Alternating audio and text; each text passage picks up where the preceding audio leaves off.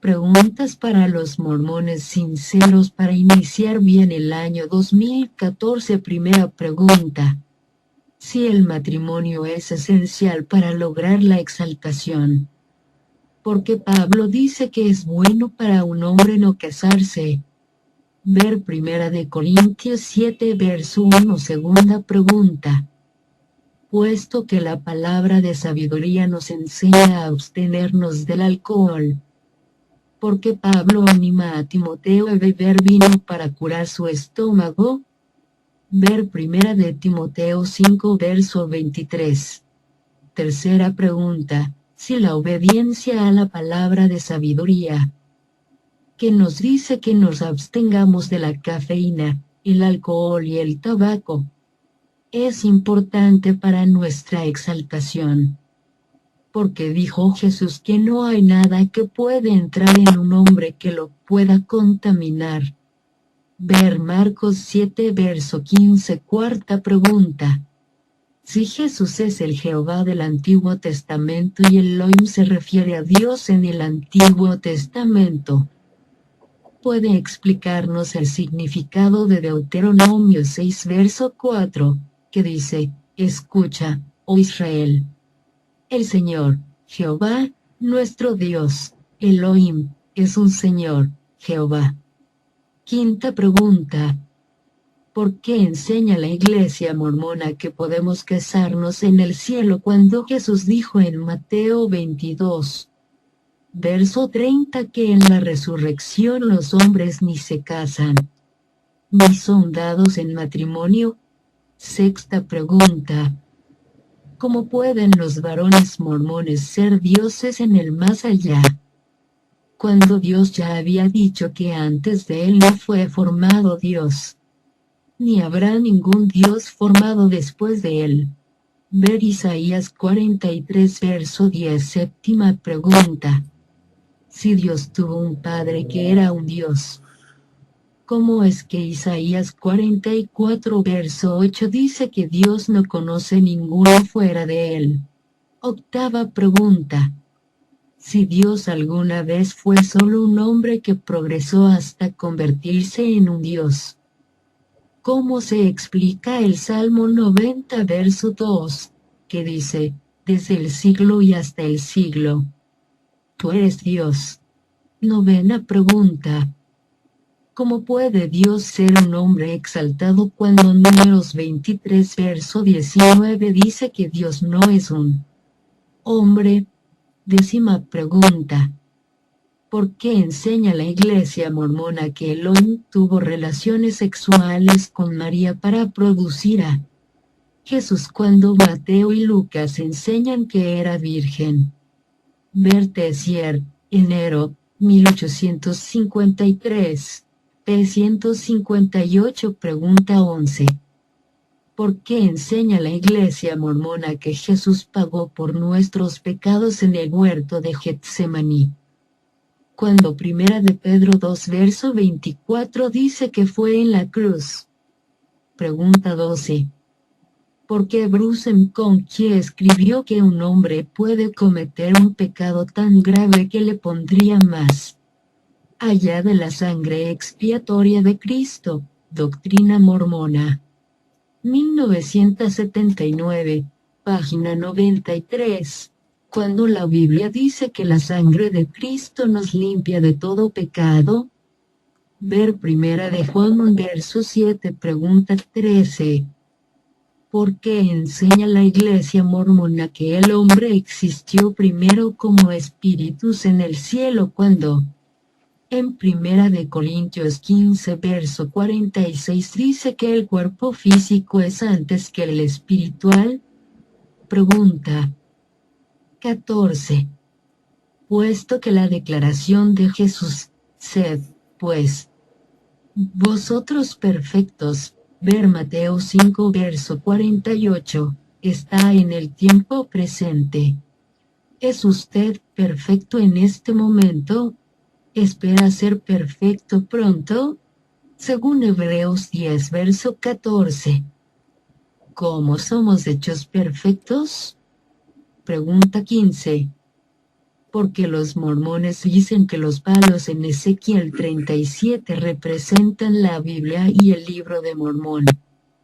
Cuando Ezequiel 37 versos 20 al 22 nos dice que los palos representan a dos naciones, no dos libros. Pregunta 16. ¿Por qué los varones mormones poseen el sacerdocio arónico? Si Hebreos 7 versos 11 al 12 enseña claramente que fue cambiado y reemplazado por algo mejor. Pregunta 17. Si los líderes mormones están en lo correcto acerca de la completa apostasía de la verdadera iglesia en la tierra, ¿estaba Jesús en un error cuando dijo que las puertas del infierno no prevalecerán contra ella, la iglesia?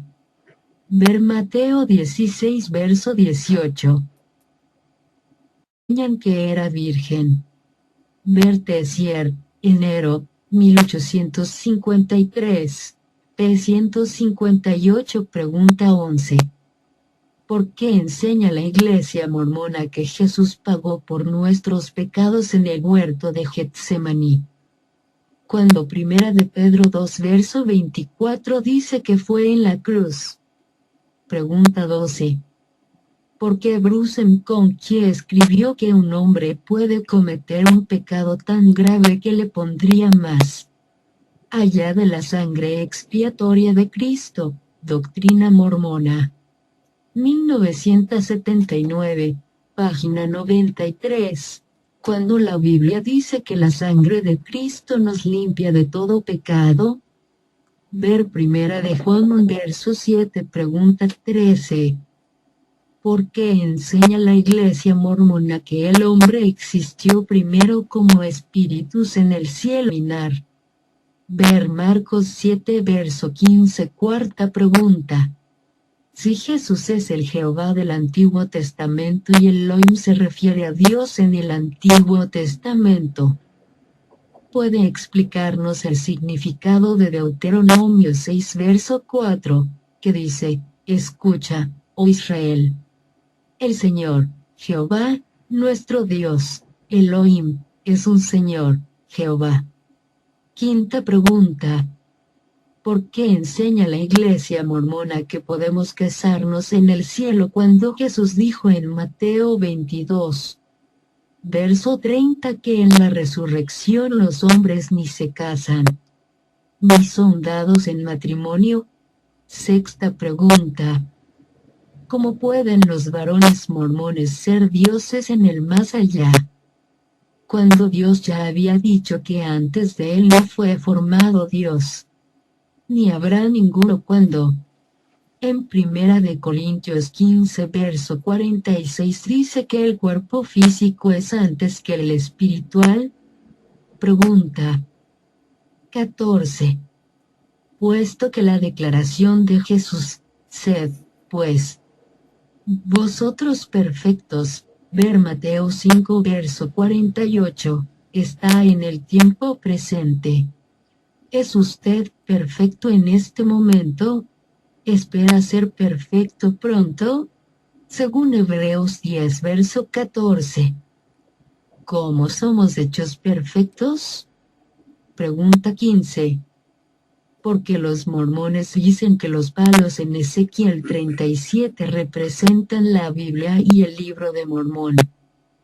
Cuando Ezequiel 37 versos 20 al 22 nos dice que los palos representan a dos naciones, no dos libros, Dios formado después de él.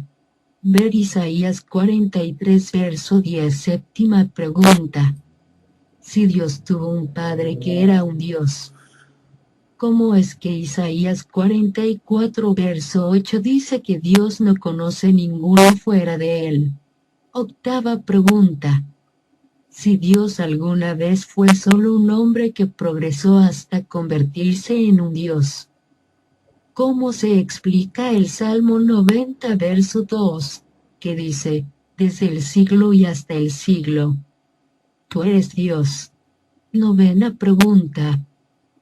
¿Cómo puede Dios ser un hombre exaltado cuando Números 23 verso 19 dice que Dios no es un hombre? 10ª pregunta. ¿Por qué enseña la Iglesia mormona que Elohim tuvo relaciones sexuales con María para producir a Jesús cuando Mateo y Lucas enseñan? Preguntas para los mormones sinceros para iniciar bien el año 2014. Primera pregunta. Si el matrimonio es esencial para lograr la exaltación, ¿por qué Pablo dice que es bueno para un hombre no casarse? Ver Primera de Corintios 7 verso 1. Segunda pregunta. Puesto que la palabra de sabiduría nos enseña a abstenernos del alcohol, ¿por qué Pablo anima a Timoteo a beber vino para curar su estómago? Ver Primera de Timoteo 5 verso 23.